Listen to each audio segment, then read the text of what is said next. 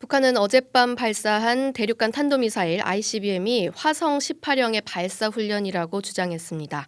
한미일은 오늘부터 북한이 미사일을 쏘면 이에 대한 정보를 실시간 공유하는 체계를 가동했는데요.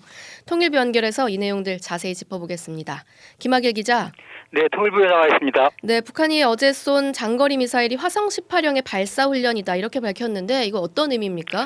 네, 말씀하신 대로 북한이 대륙간 탄도미사일 화성포 18형 발사를 했다 이렇게 오늘 노동신문을 통해서 보도를 했는데요. 북한은 지난 4월과 7월에도 이 ICBM을 쐈습니다. 그때는 시험 발사를 했다고 했는데 이번에는 발사 훈련이라고 보도한 겁니다. 네. 말 그대로 발사 훈련이라고 하면 개발을 완료한 무기를 갖고 훈련을 했다는 뜻이겠죠. 네. 북한은 이런 표현으로 화성 18형 ICBM 개발에서 큰 기술적 진전을 이뤘다는 점을 강조하려는 의도로 보입니다. 아시겠지만 화성 18형은 고체 연료 기반 미사일입니다. 연료 주입을 할 필요가 없으니까 신속한 발사가 가능합니다. 오늘 북한이 공개한 사진을 보면 화성 18형을 실은 이동식 발사 차량이 터널을 빠져나와서 발사 장소로 이동하는 모습이 담겨 있는데 이 또한 기동성을 과시하려는 의도로 보입니다.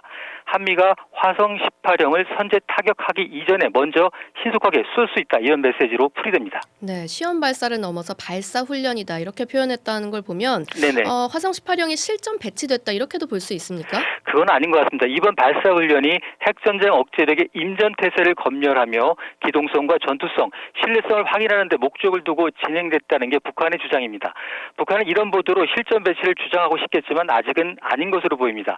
보통 개발 완료가 되기 이전 미사일은 탄두부에 흑백의 바둑무늬 표시를 하는데 이번 미사일도 이를 유지했습니다. 따라서 아직 시험 단계이지만 실전 준비 단계로 진입하고 있음을 강조하려는 의도로 분석됩니다. 네, 북한이 이번 미사일 발사하면서 어떤 이유를 내세웠죠? 예, 최근 미국 워싱턴에서 열린 한미 핵협의 그룹 NCG 회의 결과와 미 핵잠수함 미주리호의 부산 입항을 문제 삼았습니다. 연말을 앞둔 이런 엄중한 정세 속에서 북한의 표현을 그대로 빌리면 초강경 보복 의지와 절대적 힘의 과시를 위해서 발사를 했다는 겁니다. 그런데 이런 책임 전가는 사실상 시촌상 맞지 않습니다. 네. 김태효 국가안보실 1차장이 지난 14일 미국을 방문하면서 북한이 조만간 ICBM을 쏠 가능성이 있다고 말했는데요. 이를 감안하면 한미협의나 미주리함과는 무관하게 북한은 이미 발사 준비를 하고 있었던 것으로 보입니다. 따라서 북한의 발표는 자신들의 발사를 정당하기 위해서 한미 당국의 책임을 돌리는 끼워 맞추기식 발표로 분석됩니다. 그러니까 결국은 미국 본토를 타격할 수 있다는 신호를 계속 내고 있다는 거죠? 그렇습니다. 이번 미사일이 고각 발사로 최대 정정 고도 6,500km까지 올라가고 1,000km를 날았다고 했습니다. 정각으로 쏘면 미국 본토를 충분히 타격할 수 있는 사거리입니다. 물론 앞으로 정각으로 발사하는 단계를 거쳐야 하고 대기권 재진입 기술도 보여줘야 하는 과제가 남아 있습니다. 그럼에도 미국 본토를 타격할 수 있는 목표를 향해 계속 나가고 있다는 분명한 신호이기도 합니다. 미국에 대한 억제이자 압박이라고 할 수 있을 것 같습니다. 네, 김정은 위원장이 요즘 등장할 때 항상 같이 나오는 사람이 이제 딸 주애지 않습니까? 네네. 근데 이번에도 함께 했다고요? 네, 그렇습니다. 이번 발사 현장에도 김 위원장의 팔짱을 끼고 나타났습니다. 지난해 11월 18일 화성 17형 발사 현장에 처음 등장했으니까 이제 1년이 넘었습니다. 이번 등장이 꼭 20번째 등장인데요. 네. 군사 정찰 위성이나 ICBM 발사 등 주로 군 관련 행사에 대동을 하고 있습니다. 이에 일각에서는 향후 후계자로 내정될 가능성을 배제할 수 없다는 전망까지 나오기도 하고요.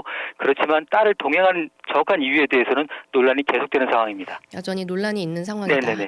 자, 한미일도 지금 대응에 나섰는데 북한이 발사하는 미사일 정보를 공유하는 시스템이 오늘부터 가동됐다고요? 네, 그렇습니다. 한미일 3국이 오늘부터 미사일 경보 정보 실시간 공유 체계를 가동하기 시작했다고 국방부가 공식 발표했습니다.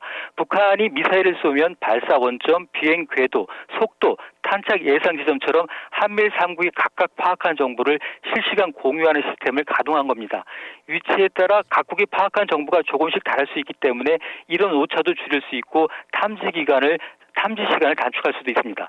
윤석열 대통령도 오늘 국무회의에서 이 공유 시스템의 원활한 작동을 확인했다고 말했습니다.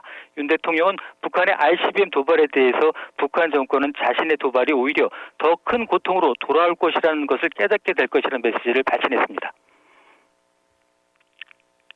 네. 네. 매번 그렇습니다만 최근 들어서 긴장감이 이전과 좀 다른 분위기인데 특히 판문점 공동경비구역에서 유엔사 근무자가 권총 착용했다 이런 소식까지 들려와서 불안감이 좀 더 큰 것 같습니다. 네, 그렇습니다. 얼마 전에 그 판문점 공동경비구에서 북한군이 무장을 했는데 이에 대응해서 유엔사 경비원도 권총을 휴대하기 시작한 겁니다. 경비구역 안에 군인과 민간인 모두를 보호하기 위해서 취해진 조치라고 하는데요. 양측이 다 권총을 찬 모습, 고조되고 있는 한반도의 긴장을 상징적으로 보여주지 않나 이렇게 생각이 됩니다. 북한의 도발에 대응해서 신원식 국방장관은 북한 수뇌부 제거를 위한 참수작전 훈련을 실시하는 방안도 검토 중이라고 밝혔습니다. 적어도 내년 11월 미국 대선까지 몸값을 높이려는 북한의 핵 도발은 계속될 것으로 보이는데요. 강대강 국면이 이어지면서 한반도를 둘러싼 긴장이 더욱 고조될 우려를 낳고 있습니다. 지금까지 통일부에서 전해드렸습니다.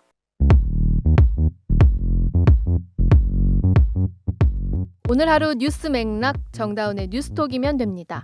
유튜브 노컷 채널 알림 설정하시면 매일 오후 5시 30분 실시간 참여하실 수 있습니다.